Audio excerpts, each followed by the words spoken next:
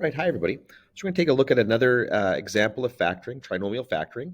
And again, the approach I'm going to use here is guess and check because what I've kind of witnessed here is that the guess and check method appears to be the quickest method for almost all the factoring you'll do in high school.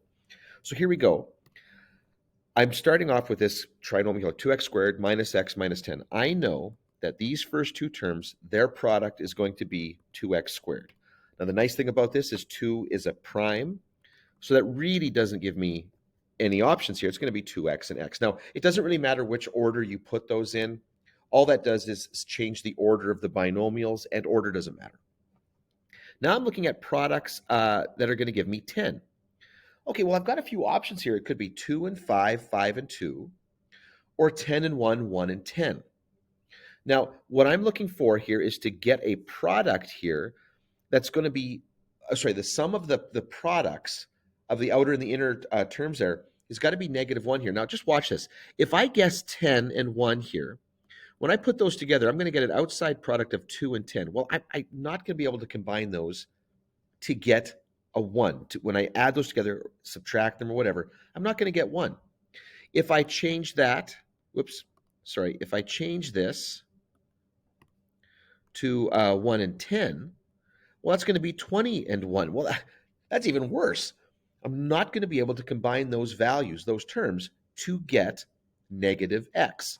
So the 10 and the 1 there, not a good guess here. So now we're going to go with 5 and 2. Now, I want to make sure we pause for a moment, and I want to show you this one right here. This is not a good guess, okay? The reason this is not a good guess here is because if you look at my initial expression here, there isn't a common factor between those three terms.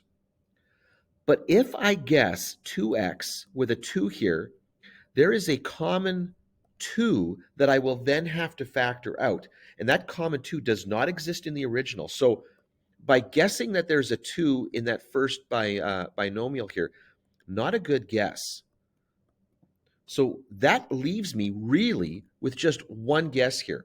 2x with a 5, and then x with the 2 here. Now let's just check and see what happens when I expand out the inner product and the outer product here.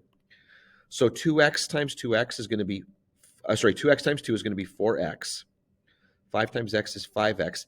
Can I combine those to get a -x? And yes, I can, as long as this is negative and this one's positive. So that means I need a negative on the 5 and a positive on the 2.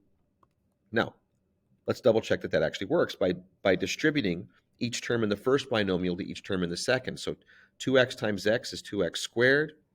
2x times 2 is 4x. -5 times x is -5x. And -5 times 2 is -10. And then I'm going to combine those two linear terms to get -x to -10. And yep, that's what I needed to get the original expression when I expand those out here. So this is the factorization I'm looking at.